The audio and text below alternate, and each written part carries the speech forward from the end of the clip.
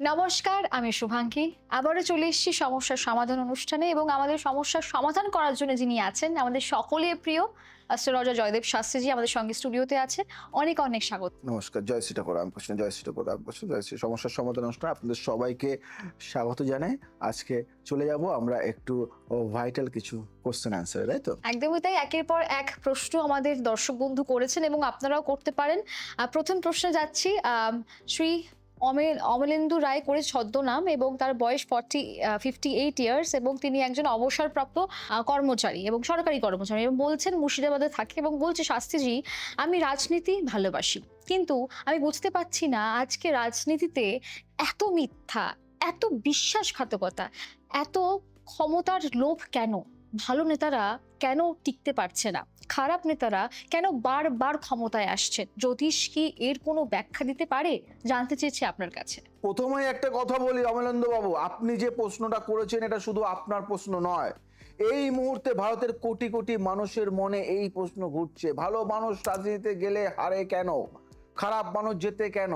এই প্রশ্নের উত্তর আমি তিনটি জায়গা থেকে দেব: জ্যোতিষশাস্ত্র থেকে, পুরাণ থেকে এবং ইতিহাস থেকে। জ্যোতিষ বিশ্লেষণ, রাজনীতির গ্রহ কোনটি, রাজনীতির কারক গ্রহ সূর্য ও মঙ্গল। জ্যোতিষশাস্ত্রে রাজনীতির দুটি প্রধান কারক গ্রহ আছেন। প্রথম সূর্য। সূর্য হলেন রাজার গ্রহ, ক্ষমতার গ্রহ, সরকারের গ্রহ। যার কুণ্ডলিতে সূর্য শক্তিশালী সে স্বভাবতই নেতৃত্বের জন্য জন্মায়। দ্বিতীয় মঙ্গল।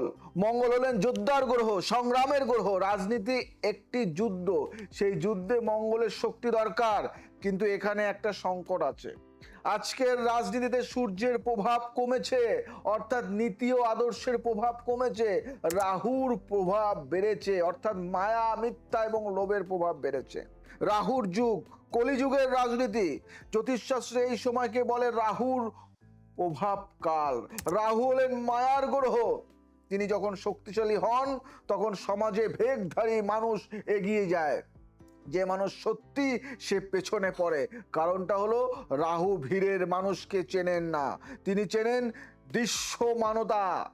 যে বেশি দেখা যায়, যে বেশি কথা বলে, রাহু তাকে এগিয়ে দেন। সত্যিকারের ভালো মানুষ চুপ থাকেন, তাই তারা পেছনে পড়েন। শনির বিচার দেরিতে হলেও হয়, কিন্তু একটা আশার কথা আছে। শনি হলেন ন্যায় বিচারের গ্রহ। শনি দেরি করেন কিন্তু কোনো অন্যায়কে চিরকাল ছেড়ে দেন না। ইতিহাসে যত স্বৈর শাসক এসেছেন, যত মিথ্যা নেতা এসেছেন, শনি সব সময় তাদের শেষ করেছেন। শনি যখন সক্রিয় হন তখন ক্ষমতার অপব্যবহারকারীরা নিজেরাই ভেঙে পড়েন। একটা কাহিনী বলবো, কলিযুগের রাজনীতি এবং পরীক্ষিতের গল্প বলবো একটা, মাথায় এখন আসছে তাই বললাম। মহাভারতের পরে যুধিষ্ঠির রাজ্য পাট ছেড়ে দিলেন, পাণ্ডবরা স্বর্গে গেলেন, রাজ্য পেলেন। পরীক্ষিত অর্জুনের নাতি। পরীক্ষিত একদিন শিকারে গিয়ে একটি ক্ষুধার্ত গাভীকে দেখলেন এবং একটি কালো পুরুষকে দেখলেন যে গাভীটাকে লাথি মারছে। পরীক্ষিত জিজ্ঞেস করলেন, তুমি কে? সেই কালো পুরুষ বলল, আমি কলি, আমার সময় এসেছে। পরীক্ষিত তাকে বধ করতে চাইলেন, কিন্তু কলি ভিক্ষা চাইল, আমাকে মেরো না, আমাকে থাকার জায়গা দাও। পরীক্ষিত বললেন, তাহলে চারটি জায়গায় থাকো, যেখানে জুয়া হয়, যেখানে মদ্যপান হয়, যেখানে নারী নির্যাতন হয় এবং যেখানে অসত্য বলা হয়। লক্ষ্য করুন, পরীক্ষিত কলিকে চারটি জায়গায় আশ্রয় দিয়েছিলেন। আজকের রাজনীতিতে এই চারটি জিনিসই আছে। জুয়ার মতো, ক্ষমতার খেলা, অহংকারের নেশা, সমাজের দুর্বলদের উপর অত্যাচার এবং অসত্যের রাজত্ব। তাই কলি আজ রাজনীতিতে সবচেয়ে বেশি সক্রিয়। কিন্তু গল্পের শেষটা মনে রাখুন, কলি যুগের পরে কল্কি আসবেন। কল্কি মানে পরিবর্তন। শুদ্ধ রাজনীতির সময় আসবে, শুধু অপেক্ষার প্রয়োজন। ইতিহাসের আয়নায় যে নেতারা শনির বিচারে শেষ হয়েছেন, ইতিহাস দেখুন, যত স্বৈর শাসক, যত মিথ্যাচারী নেতা এসেছেন, কেউ চিরকাল থাকেননি। শনি দেরি করেন কিন্তু আসেন। এটাই ইতিহাসের সবচেয়ে বড় সত্য। আজকে আমরা কি দেখছি? আজকে স্বৈরচারিতা তো শেষ হয়ে গেল। তো কি বিশ্বাস করবেন, কি করবেন না? বিশ্বাস করুন, জ্যোতিষশাস্ত্র রাজনীতির গতি প্রকৃতি ব্যাখ্যা করতে পারে, গ্রহের প্রভাবের সমাজের উপরে পড়ে পড়ে গ্রহের প্রভাব সমাজের উপরে পড়ে। বিশ্বাস করবেন না, ভালো মানুষ রাজনীতিতে টিকতে পারেন না, এটা সম্পূর্ণ সত্য নয়। টিকতে পারে, শুধু সঠিক সময়ের দরকার। কি করবেন আপনি? ভোট দেওয়ার আগে ভাবুন, একজন নেতার কুণ্ডলী এবং চরিত্র দুটোই দেখুন, কারণ ভোট একটা শক্তি, সেই শক্তি সঠিক জায়গায় দিলে সমাজ বদলায়। কি করবেন না? রাজনীতি থেকে মুখ ফেরাবেন না, কারণ ভালো মানুষ যদি রাজনীতি থেকে মুখ ফেরান, খারাপ মানুষের রাজত্ব আরো বাড়বে। তন্ত্রে একটা প্রতিকার বলি, দেশের জন্য, দেশের মঙ্গলের জন্য বিশেষ প্রার্থনা। প্রতি রবিবার সূর্যকে জল দেওয়ার সময় মনে মনে বলুন, হে সূর্যদেব, এই দেশে সত্যিকারের নেতার আবির্ভাব হোক। এটা ব্যক্তিগত নয়, এটা দেশের জন্য প্রার্থনা। কেউ করেছেন? করবেন এটা। শনিবারের বিশেষ দান, প্রতি শনিবার কোনো দরিদ্র মানুষকে সাহায্য করুন, কারণ ন্যায় বিচার শুধু রাজনৈতিক নেতাদের হাতে নয়, প্রতিটি সাধারণ মানুষের হাতেও আছে। রাজনীতিতে রাহু আছে বলেই সূর্য নেই, এটা ঠিক নয়, এটা ভুল। সূর্য সব সময় আছেন। মেঘ সূর্যকে ঢাকতে পারে, কিন্তু সূর্যকে নেভাতে পারে না। ভারতের রাজনীতিতেও সেই সূর্য আছেন, শুধু মেঘ সরার অপেক্ষা। এটা মাথায় রাখবেন। আপনাদের একটা কথা বলি, এতদিনের বেদনা, এতদিনের কষ্ট, এতদিনের জ্বালা যন্ত্রণা, এতদিনের সমস্যা এখন মিটেছে তো? এখন দেখেছেন, আস্তে আস্তে আরো ভালো কিছু দেখতে পাবেন। চিরদিনই মানুষের অহংকার থাকে না, অহংকারের পতন হয়। সব আস্তে আস্তে ধ্বংস হবে এবং ধ্বংসের পরেই ভালো কিছু সৃষ্টি হয়। তাই আশা করি এখন ভালো কিছুই হবে। তাই রাজনীতিতেও ভালো মানুষ আছে এবং আসবে, শুধু সময়ের অপেক্ষা। আসবে, এখন দেখবেন আস্তে আস্তে ভালো মানুষগুলোই কিন্তু রাজনীতি চালাবে। চিন্তা নেই, ভালো থাকুন। একদমই সঠিক কথা বলেছেন। ধ্বংসের পর নবজাগরণ তো অবশ্যই আসবে এবং পরিবর্তনই মানুষের জীবনের একমাত্র সত্য। যাব পরের প্রশ্নে। শ্রীমতী বন্দনা ত্রিপাঠী একজন ছদ্ম নাম দিয়েছেন এবং বয়স তার 45 ইয়ার্স এবং তিনি একজন সামাজিক কর্মী এবং তার বাড়ি কলকাতা, সেটাই আমরা জানতে পেরেছি এবং খুব ভালো একটা প্রশ্ন করেছে এবং লিখছে, শাস্ত্রীজি, আমার একটাই প্রশ্ন, আজকের রাজনীতিতে নারীরা কি কখনো সত্যিকারের ক্ষমতায় আসতে পারবেন, নাকি নারী নেতারা সব সময় পুরুষের হাতে পুতুল হয়ে থাকবেন? গ্রহ কি ভারতের রাজনীতিতে নারীর ভবিষ্যৎ সম্পর্কে কিছু বলছে? জানতে চাইছি আপনার কাছে। প্রথমে একটা কথা বলি বন্দনা দেবী, এই প্রশ্নটা শুনে আমার মনে হলো আপনি শুধু প্রশ্ন করছেন না, আপনি একটা স্বপ্নের কথা বলছেন। আমি আজ গ্রহের ভাষায় আপনার সেই স্বপ্নের উত্তর দেব। গ্রহের ভাষায় জ্যোতিষ বিশ্লেষণ, নারী ও ক্ষমতার গ্রহ নিয়ে কিছু কথা বলবো আমি। চন্দ্র শুক্র নিয়ে কিছু কথা বলবো। নারী শক্তির দুই কারক, জ্যোতিষশাস্ত্রে নারীর দুটি প্রধান কারক গ্রহ হলো চন্দ্র ও শুক্র। চন্দ্র হলেন মনের গ্রহ, জনগণের গ্রহ, জনমতের গ্রহ। রাজনীতিতে যে নেতা জনগণের মনকে বোঝেন তিনি জেতেন। এই গুণ স্বাভাবিকভাবে নারীর মধ্যে বেশি থাকে। শুক্র হলেন কি? শুক্র কি?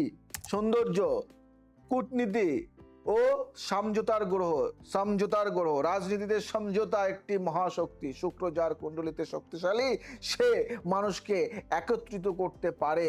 বর্তমান গ্রহ পরিস্থিতি নারীর উত্থানের কাল। জ্যোতিষের দৃষ্টিতে এই সময়টা একটা পরিবর্তনের সময়।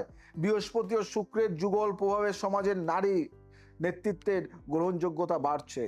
ইতিহাস দেখুন, ভারতে নারীর নেতৃত্বের একটা সমৃদ্ধ ঐতিহ্য আছে। ইন্দিরা গান্ধী থেকে শুরু করে আজকের অনেক নারী নেতা, তারা প্রমাণ করেছেন নারী পুরুষের চেয়ে কম নয়। একটা কাহিনী বলি, দেবী চণ্ডীর রাজনৈতিক প্রজ্ঞা। দেবী চণ্ডীর গল্পটা শুধু যুদ্ধের গল্প নয়, এটা একটি রাজনৈতিক কৌশলের গল্প। যখন মহিষাসুর স্বর্গ দখল করলেন, তখন দেবতারা প্রথমে যা করলেন, আলোচনায় বসলেন।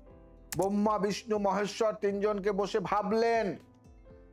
বসে ভাবলেন, তারপর সিদ্ধান্ত নিলেন একা কেউ পারবেন না, সবার শক্তি একজনকে দিতে হবে এবং সেই একজন হলেন একজন নারী। কারণ দেবতারা বুঝেছিলেন যে শত্রু পুরুষের শক্তিকে পরাজিত করেছে, তাকে পুরুষের শক্তি দিয়ে হারানো যাবে না। দরকার নারীর বুদ্ধি, নারীর কৌশল, নারীর সমন্বয় শক্তি। মা দুর্গা একা সব দেবতার শক্তি ধারণ করলেন, কিন্তু সেটা ব্যবহার করলেন নিজের বুদ্ধিতে। বন্দনা দেবী ভারতের রাজনীতিতেও একদিন এমন একজন নারী আসবেন যিনি সব শক্তির সমন্বয় করে দেশকে নতুন পথে দেখাবেন। গ্রহ বলছে সেই সময় দূরে নয়। ঐতিহাসিক প্রমাণ, গ্রহ যখন নারীর পক্ষে ছিল, ইতিহাসে যখন যখন বৃহস্পতি শুক্রের যুগল প্রভাব ছিল, তখনই ভারতের নারী নেতৃত্বের উত্থান হয়েছে। ঝাঁসির রানী লক্ষ্মীবাই, অহল্যাবাই, হোলকার, ইন্দিরা গান্ধী, এরা সবাই এই গ্রহ পরিস্থিতিতে উঠে এসেছিলেন। কি বিশ্বাস করবেন কি করবেন না আপনার ব্যাপার। যেটা বিশ্বাস করবেন, নারী রাজনীতিতে স্বাভাবিকভাবেই পুরুষের চেয়ে কিছু বিষয় এগিয়ে, বিশেষত জনসম্পর্ক, সমঝোতা এবং দীর্ঘমেয়াদী পরিকল্পনা। যেটা বিশ্বাস করবে না সেটা হলো নারী নেতারা সবসময় পুরুষের পুতুল। এটা সাধারণীকরণ। অনেক নারী নেতা আছেন যারা সত্যিকারের স্বাধীন। আর কি করবেন? যোগ্য নারী প্রার্থীকে সমর্থন করুন, নারী নেতৃত্বকে উৎসাহিত করুন। কি করবেন না? নারী নেতাকে শুধু লিঙ্গের ভিত্তিতে সমর্থন করবেন না। যোগ্যতা দেখুন, যোগ্যতা দেখে তারপরে আপনি বিচার করুন। তন্ত্রের ভাষায় যদি বলি, দেশের নারী শক্তি জাগ্রত করার একটা প্রার্থনা বলবো।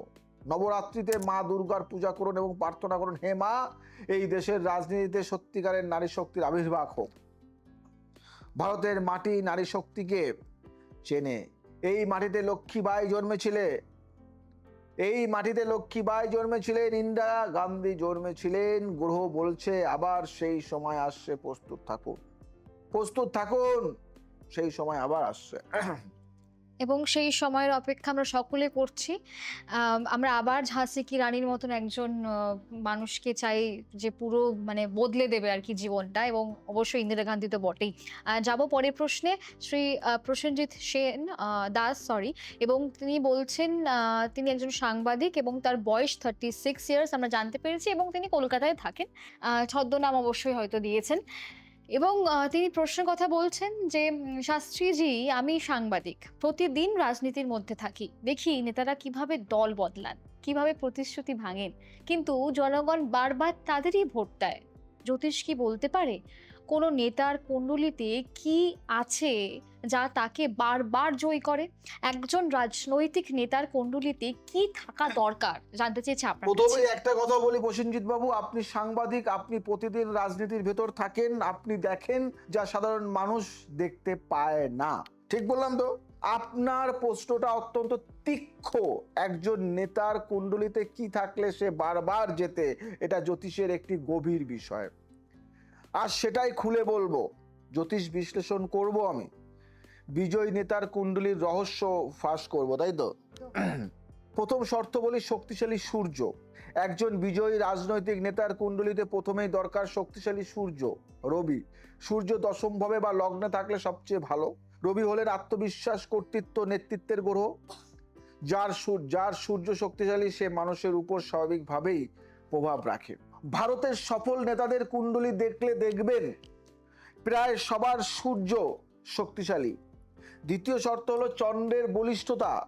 রাজনীতিতে জেতার দ্বিতীয় শর্ত হলো শক্তিশালী চন্দ্র। চন্দ্র হলেন জনগণের গ্রহ, তিনি শক্তিশালী হলেন নেতা, জনগণের মন বোঝেন। জনগণ কি চায়, কি ভয় পায়, কি স্বপ্ন দেখে, এটা বোঝার ক্ষমতা চন্দ্র দেয়। যে নেতা জনগণের মন বোঝেন সে বারবার জেতেন। তৃতীয় শর্ত বলবো রাহুর চালাকি। এটা বলতে অস্বস্তি লাগলেও সত্যি, আজকের রাজনীতিতে রাহুর প্রভাব অনেক বড়। রাহু হলেন কৌশলের গ্রহ, যোগাযোগের গ্রহ, সুযোগ দখলের গ্রহ। যার কুণ্ডলিতে রাহু শক্তিশালী সে সুযোগ দেখলে তৎক্ষণাৎ ধরতে পারে। কিন্তু একটা পার্থক্য আছে, রাহু যদি শুভ গ্রহের প্রভাবে থাকে তাহলে সেই কৌশল নীতিমান হয়। রাহু যদি পাপ গ্রহের প্রভাবে থাকে তাহলে সেই কৌশল মিথ্যা ও প্রতারণায় পরিণত হয়। চতুর্থ শর্ত বলি, দশম ভাবের শক্তি। দশম ভাব হলো কর্ম ও পদের ঘর। এই ভাব শক্তিশালী না হলে কোনো নেতাই দীর্ঘস্থায়ী ক্ষমতায় থাকতে পারেন না।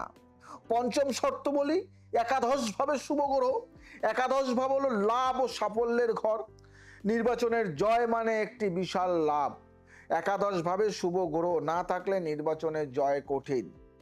একটা কাহিনী বলবো আপনাকে। চাণক্যের রাজনৈতিক জ্যোতিষ বলবো। চাণক্য ভারতের সবচেয়ে বড় রাজনৈতিক কৌশলী। চন্দ্রগুপ্ত মৌর্যকে সম্রাট বানানোর আগে চাণক্য কি করেছিলেন জানেন? তিনি চন্দ্রগুপ্তের কুণ্ডলী দেখেছিলেন। একদিন চাণক্য দেখলেন একটি ছোট্ট ছেলে মাটিতে রাজা রাজা খেলছে এবং সে এমন কৌশলে খেলছে যা সাধারণ ছেলেদের পক্ষে সম্ভব নয়। চাণক্য বুঝলেন এই ছেলের কুণ্ডলিতে রাজযোগ আছে। তিনি চন্দ্রগুপ্তকে তুলে নিলেন, শিক্ষা দিলেন, কৌশলে শেখালেন এবং শেষে চন্দ্রগুপ্ত ভারতের প্রথম সম্রাট হলেন। প্রসেনজিৎ বাবু, চাণক্য জানতেন কুণ্ডলিতে কি দেখতে হয়।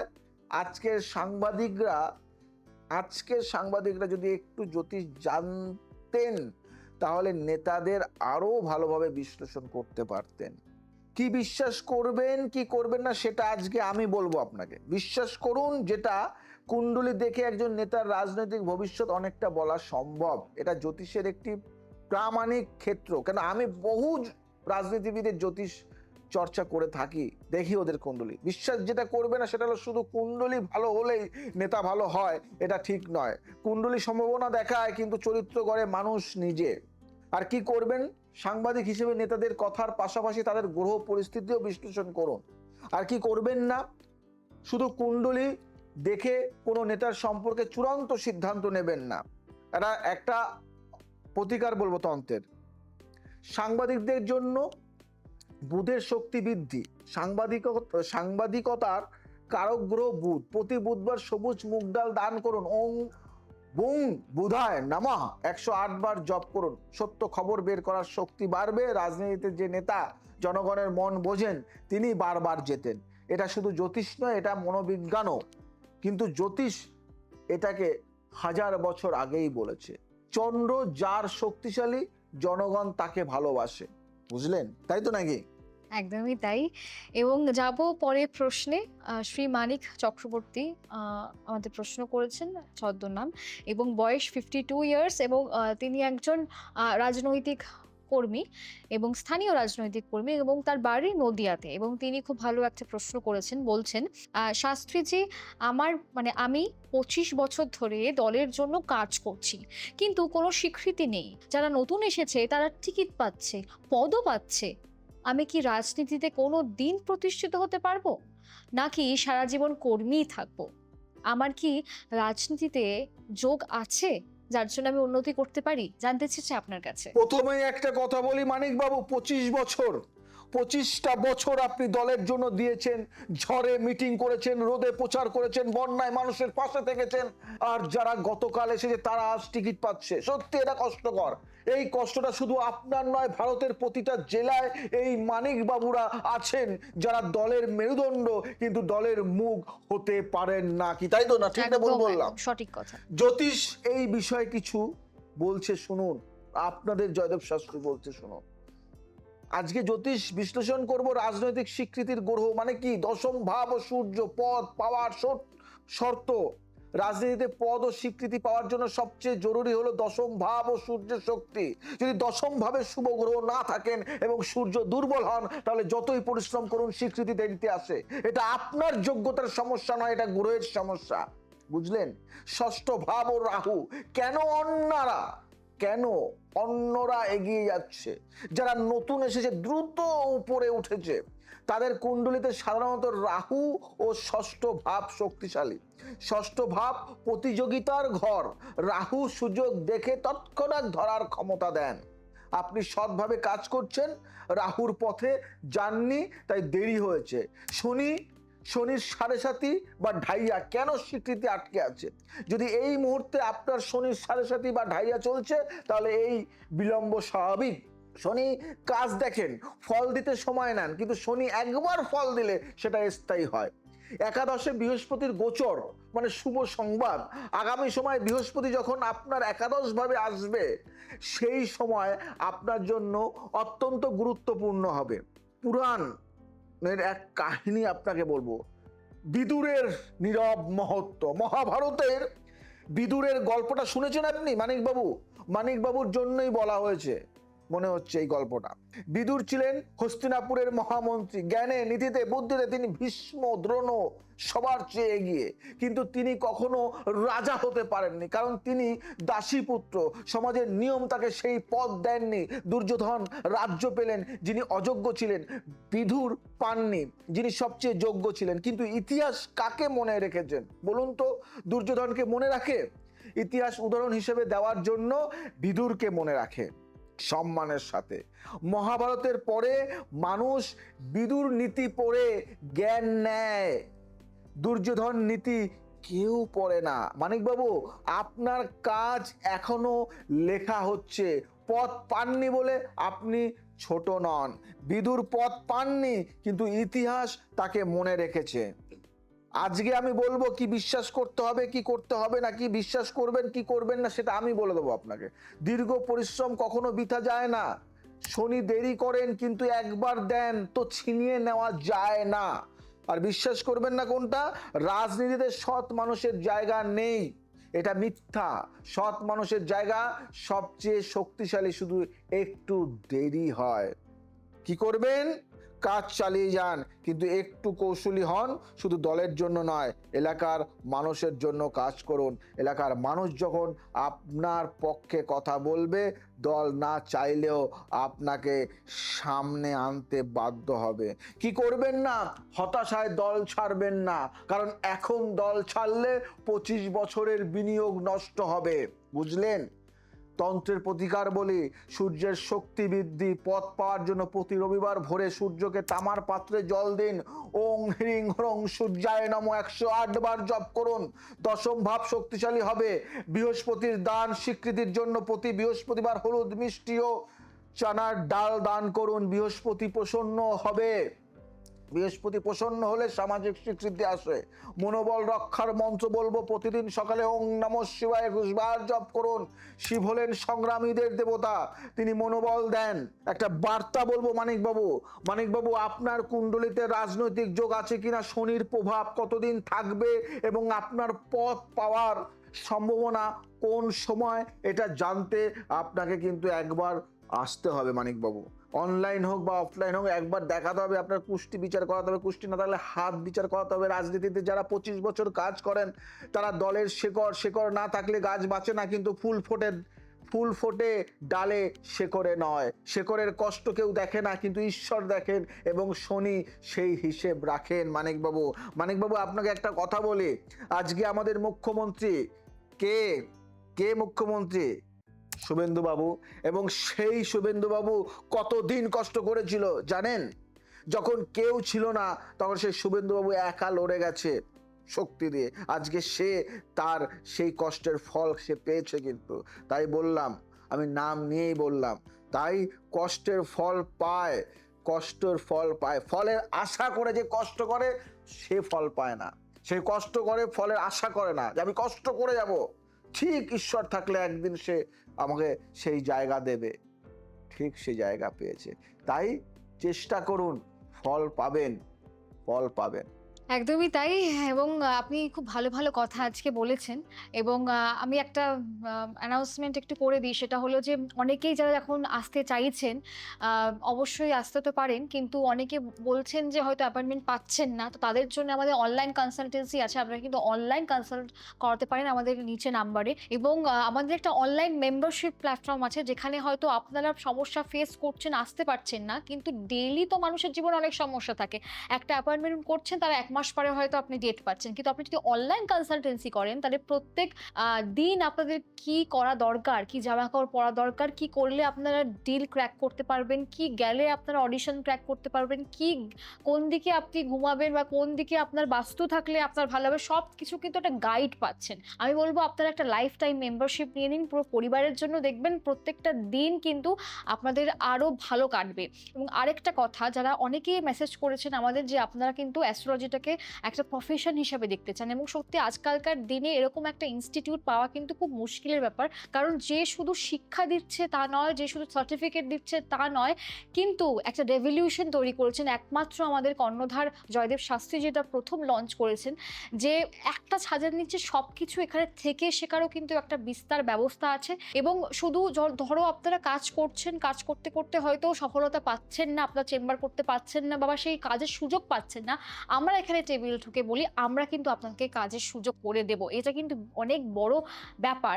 তো এবং আপনার থেকে জানবো যে যারা এখন অ্যাস্ট্রোলজিটাকে প্রফেশন করতে চায়, এই প্রফেশনটা কতটা মানে রেভলিউশন মানে তৈরি তো হয়েছে, এবার কতটা এর মধ্যে স্কোপ আছে এখন? আজকে একটা কথা বলি তোমাকে, আজকে যারা যুব সমাজ আছে, যুব সমাজের ছেলেমেয়েরা আজকে বুঝেছে যে অ্যাস্ট্রোলজিটা কি।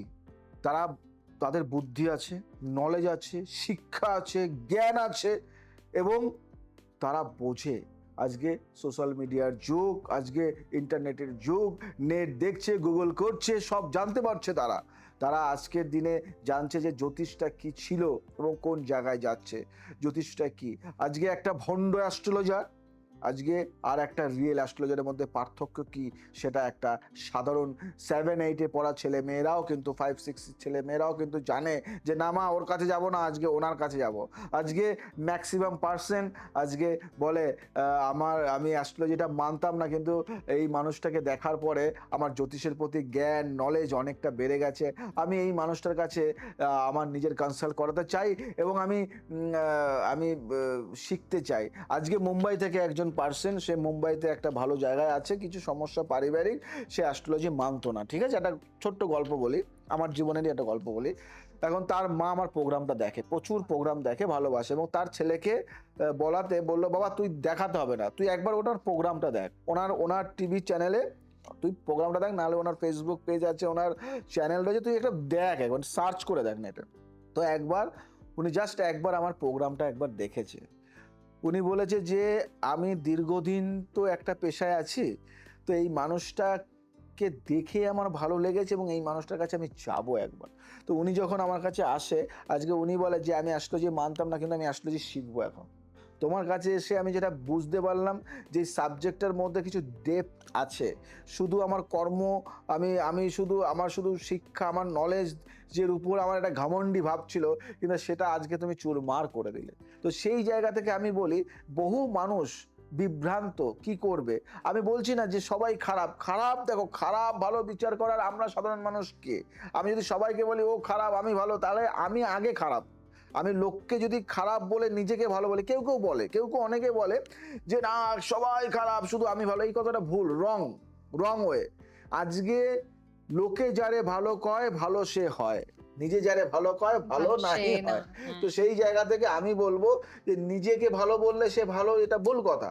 আপনি যদি আমায় ভালো বলেন বা আমার জ্ঞান, আমার কথা, আমার নলেজ যদি আপনার ভালো লাগে, তাহলে আপনি ভালো।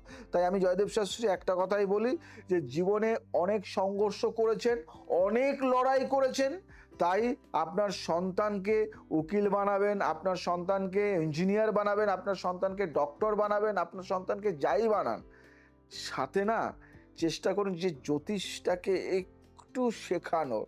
একটা বছর যদি এই পার্টটা বেসিকটাও শেখে না, কে জানে আপনার বাড়িতে একজন চাণক্য লুকিয়ে আছে, কে জানে আপনার বাড়িতে একজন চাণক্য লুকিয়ে আছে।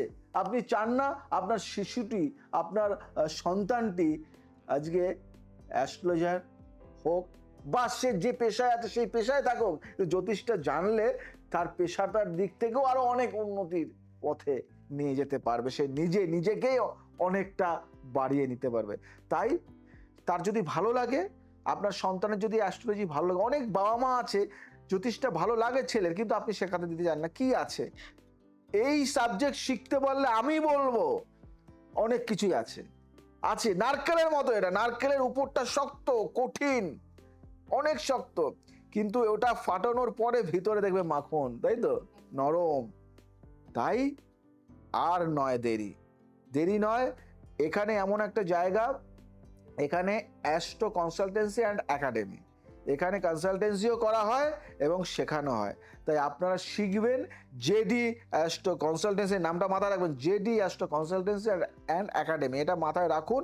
আপনার যদি মনে হয় কখনো কনসালটেন্সি করাবেন, অনলাইন অফলাইনের ব্যবস্থা রয়েছে এবং এখানে শেখানোর ব্যবস্থা রয়েছে। আপনার সন্তানকে যদি শেখাতে চান 8 থেকে 80 একদমই তাই। সবাই শিখতে পারে এখানে। এবং সব এখানে সবাই থেকে শিখতে বড় পারে। কথা যে এখন সামনে মানে পরীক্ষার্থীদের খুব টেনশন যে কি হবে না হবে, তো সেই ভাগ্যচক্রে পরীক্ষাটা কেমন হবে, আপনার ভাগ্য সহায় আছে কিনা, বা পরীক্ষা দেওয়ার আগে কি কি কি করতে হবে তাহলে কি পরীক্ষাটা ভালো হবে, তার জন্য কিন্তু একবার যোগাযোগ করতে একদম, হবে। একদম, একদমই একদম, তাই। একদম। এবং সময় একদম শেষের দিকে যাওয়ার আগে কয়েকটি কথা আবার শুনবো। ভালো থাকবেন, সুস্থ থাকবেন, সবাইকে ভালো রাখবেন। সময়ের সাথে সাথে চলতে হয়। আর আজ সময় নেই, অনেক কথা বলার আছে, পরের এপিসোডে বলবো। আজ আসি, আবার আসবো নতুন কিছু নিয়ে। জয় শ্রী ঠাকুর।